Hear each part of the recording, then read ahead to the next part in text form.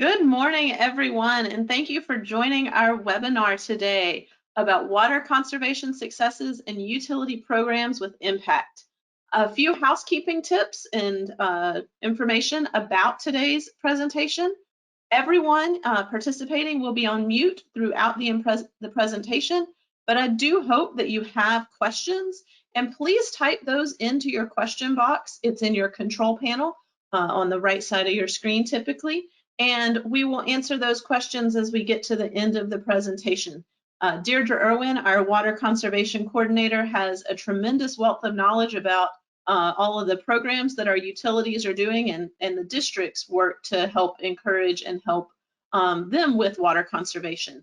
Along those lines, this presentation will be recorded and will be available on our YouTube, just like our previous webinars.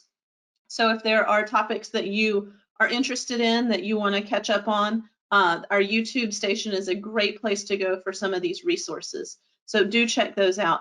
And those of you who are joining us that are interested in our future webinars, our next one will be September 16th, where we will be discussing protection of wetlands and in your community, and what are wetlands, how are they being protected, and what can you do to help protect those? So that again is September 16th. So with that, I'm going to turn it over to Deirdre, and I'll turn off my camera so that I'm not distracting, and I'll join back for that question portion at the end. Thank you so much, Deirdre. Thank you, Jennifer, and thank you for inviting me today. Let me minimize so I'm also not distracted by looking at myself in the camera.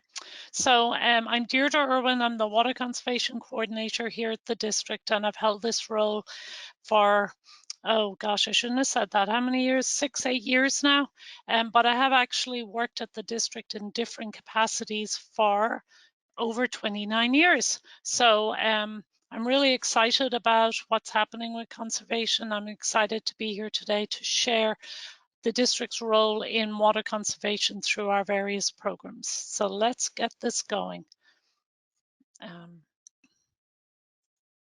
Okay, so we're going to talk a little bit about why water conservation is so important, the district's role in water conservation, and then we're going to take a close look at 5 different utilities who are doing excellent jobs with water conservation with very specific programs that I'm going to share details of today, not their entire program, just some specific programs.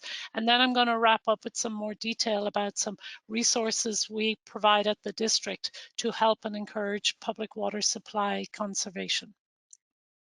So as we look at water use data, we can see why conservation plays a significant role. The district has been collecting and reporting this water use data since 1978. We frequently focus on the work of public utilities and water conservation due to their important role as the largest user group within our district. The potential for impacts from a successful water conservation program is significant. This recently released data for 2020 shows that 53% of water use in the St. John's district is by public water utilities. Collaboration and quantification are key to successful conservation with this user group. That said, we do work with all of our water use groups with conservation planning, with their programs, and we consider water conservation to be essential for all users. But for the purposes of this webinar, we're going to look at this large user group, public supply utilities. Then drilling down a little further, I think some of you who have attended before have seen this slide, but just to bring into focus the area of public water use that is frequently focused on for water conservation. So to help us understand where this conservation programming can achieve best results, let's look at a typical water use in homes that have in-ground irrigation or automatic irrigation systems. This data comes from AWWA from a study about 5 years ago. However, this data is repeatedly confirmed by water use data from our individual utility partners. If the home has an in-ground system, water use is frequently highest outside the home, with 50% or more being used in irrigation. It can be even higher if it's reclaimed water. Some recent data we're seeing from utilities is showing that irrigation with reclaimed is using even more than potable water use. Indoors, toilets remain the top user, with faucets, showers close second in water use. And it's interesting, clothes washers used to be second, and they have actually slipped in recent years due to the increase in use of high efficiency clothes washers and dishwashers also. And passive replacement of fixtures and appliances is contributing significant savings with little input from a utility. And passive is where a homeowner chooses to upgrade or change out a fixture or appliance without a rebate, without messaging from a utility. And it's an important component of water conservation. So the district water conservation touches on just about everything we do at the St. John's district. According to the Department of Environmental Protection, water conservation is the most important action we can take to sustain our water supplies and meet future needs and reduce the negative impacts on Florida's water-dependent ecosystems such as springs, rivers, lakes. So let's take a closer look at the increasing importance of water conservation in our regulatory and water supply planning work. Regional water supply planning is required by Florida statute for those areas where existing sources of water are not adequate to meet existing and future reasonable beneficial uses to sustain water resources and natural systems. So in plain language, that is, we develop water supply plans for regions of our district that we know will not be able to supply adequate water from the traditional sources like the Floridan aquifer. And we look at a lot of components, a lot of future planning. These districts, and there are 3 of them in our region, and that is the North Florida Water Supply Planning District, what we call CSEC or Central Springs East Coast District, and CFWI. 2 of those regions, the first and last mentioned, are actually overlap into adjacent water management districts, and so we jointly develop these water supply plans. These plans are long-term regional plans for water supply for that area. They look 20 years into the future, and they include population and water demand projections.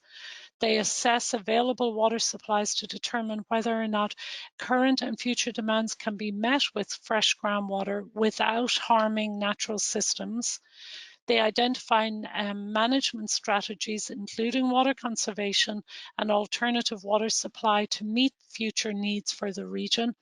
And then the plans must also identify funding sources for projects that help meet that alternative water supply for the region.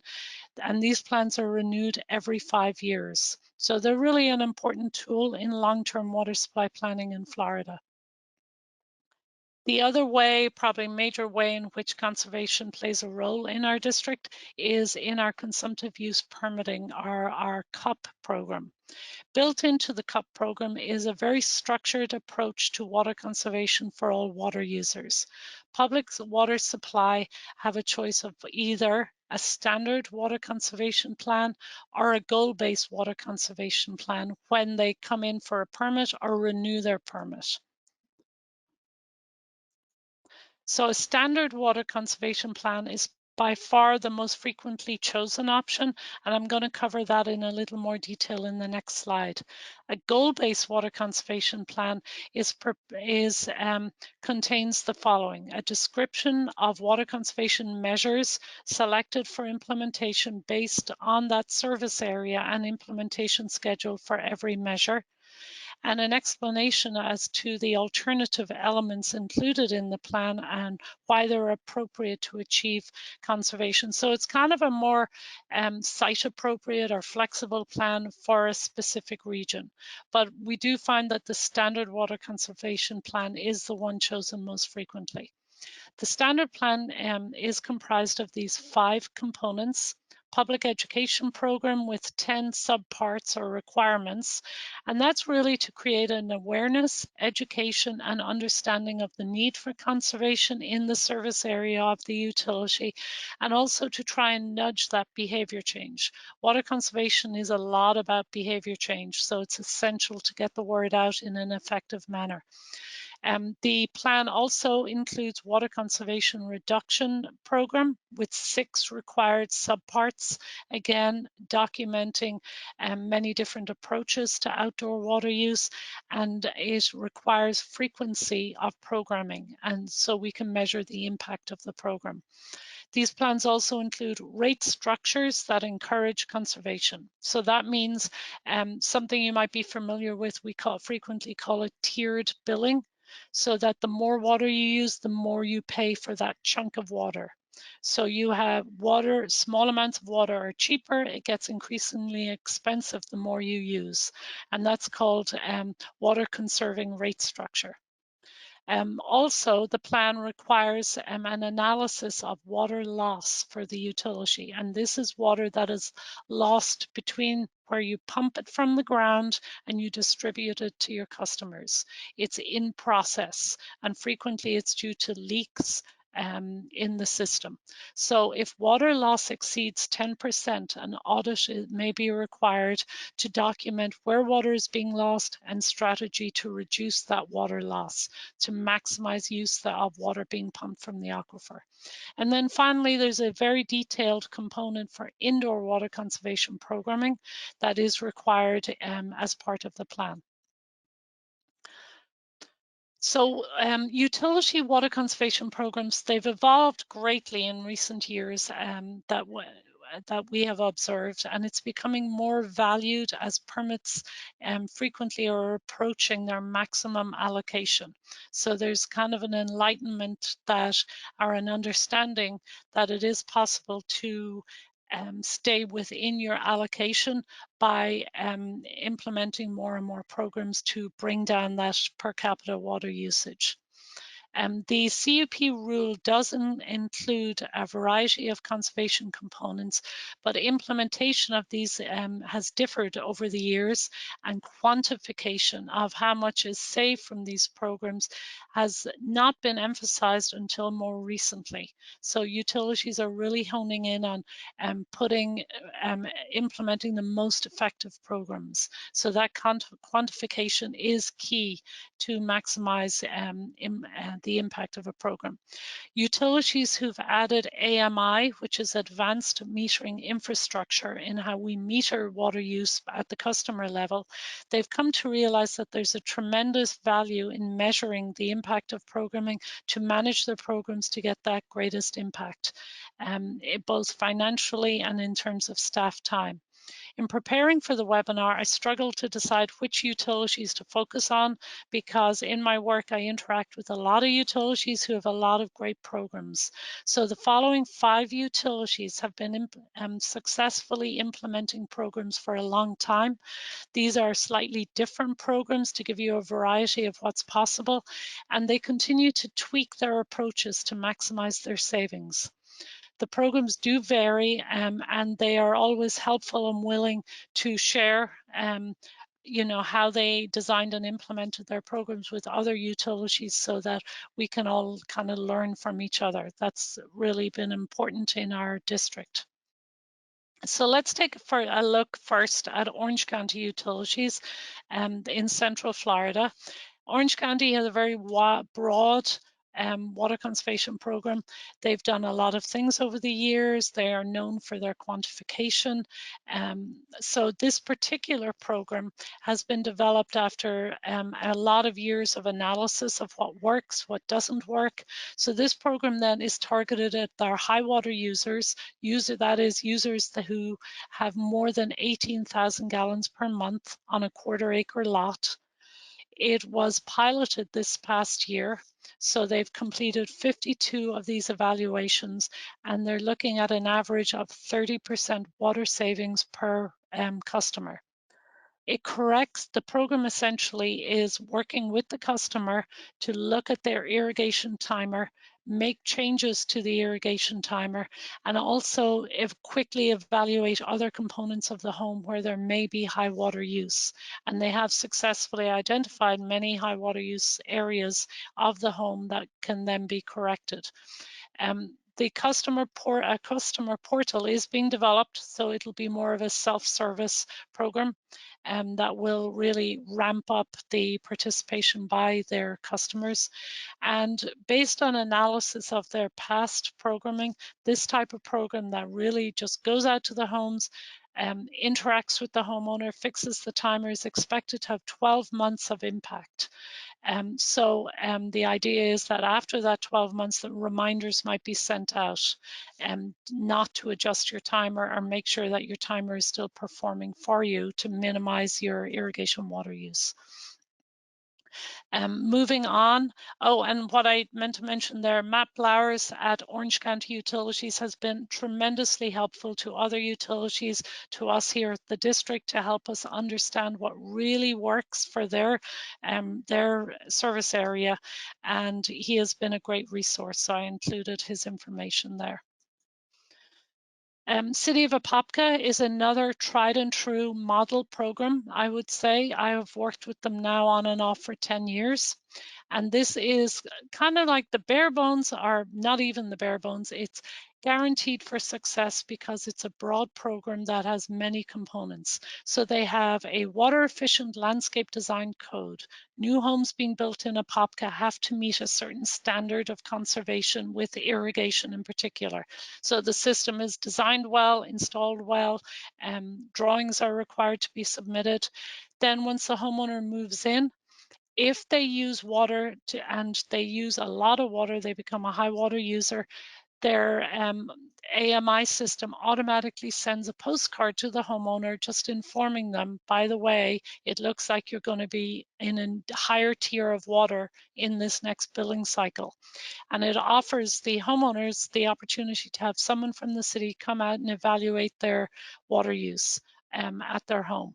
And it's usually the irrigation system. So they inspect and evaluate the system. If there are problems with it, if something is broken, if it's an older home that doesn't have this efficient system, they actually have a retrofit program where the city will pay 50% of components to make the system more efficient. So that might be smart controllers, more efficient nozzles to go on the sprinkler heads.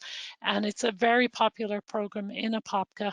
And based on recent data that they have gathered, they're seeing about 25% savings per home with this informing the customer, visiting the home, and retrofitting the components.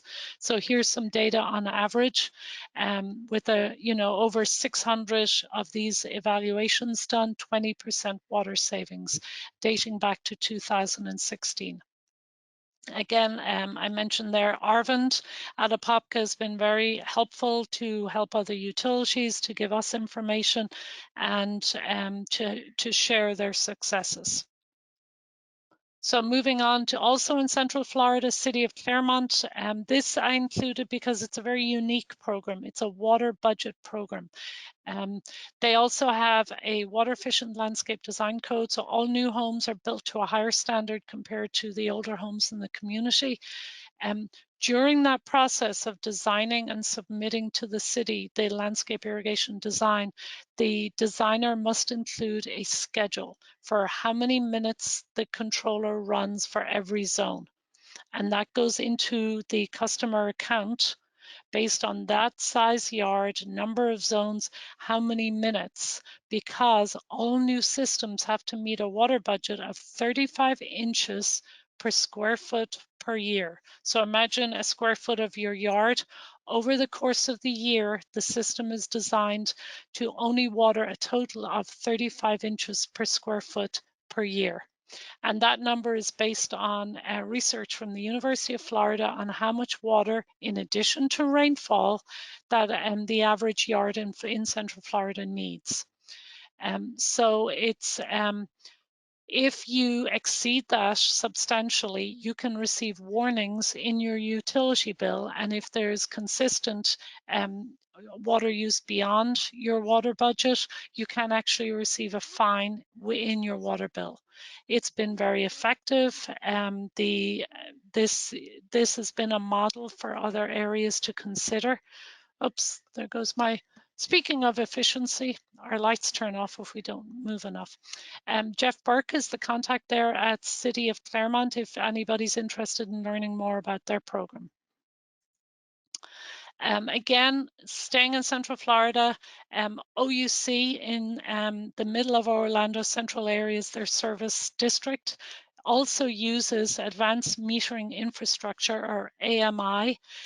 Staff is able to pull reports from their AMI system on high water use customers prior to bills even being printed and mailed out. So they are able to interact with these homeowners very early on. They've done over 1,000 inspections, and since 2019, they've quantified it at 24 million gallons of water is saved through this early interaction with high water users. OUC also has a long history of providing rebates for water efficient products, and recently they partnered with retailers, Home Depot and Lowe's, to help them advertise their rebates. They were not having a lot of participation, so this program has worked elsewhere in the country, so they reached out, and here's a picture of some of the signage at this one is the Home Depot store, where they advertise, if you're in here to buy a toilet, you can get a rebate from the city or from OUC. They've also this year launched a new smart irrigation controller rebate program up to $200. So if someone was in the market to get a smart controller that better times when and how much you should water, the utilities actually will cover the cost of most of that, if not all of it, depending on which brand you buy. They also, for a number of years, have had a rebate for builders. So if a builder builds either a home or apartment complex to the Florida Water Star program, which is our certification program owned by St. John's, you can get a rebate from OUC. It's $300 for single family homes. It's $100 per apartment in multifamily situations. So that's another great way builders can avail of a rebate for water conservation construction practices. Now moving north, another partner we've worked with for a long time is Clay County, who really do maximize their interaction with their advanced metering infrastructure. So they have a very proactive approach with their customers. So they have reports with their AMI system on like sudden high water use that usually signifies a leak. And they get these reports on a daily basis. They contact the customer as soon as possible by phone usually, or they do a field visit and a field audit, and they try to help evaluate what might be causing this sudden high water use, usually attributed to a leak. So instead of a customer finding out a month later they have a leak, they can find out within days of the leak actually occurring. Then if the customer agrees to fix the problem that causes the leak, they actually can get a credit in their bill, a reduction in the cost of the water already used by correcting that leak. So recently evaluated the impact of this program, and between 2014 and 2021, they have saved a total of 243 million gallons of water by 20,000 of their customers, and that works out at an average of $58 per month on the water bill of the customers who had leaks. So again, it's a very beneficial program. It's good PR. All of these programs are great PR for the homeowner and the utility to show that your utility is out there trying to help you save money and water. And of course, it's very beneficial to the utility to save water. So wrapping up then, These utilities work closely together. We work with them. So asking other utilities what works, what does not work is almost as important when you're designing your program. Pilot a new program with your high water users, quantify your savings, be willing to make changes to your program to make it work as effectively as you can for your service area. Build on your program, layer new components to how you're doing it, can add savings down the road, and then use quantification tools. Use your AMI system. H2O Save is a tool developed by University of Florida who works with utilities to measure the impact of conservation. And then Conserve Track is another popular tool that quantifies and measures conservation over time.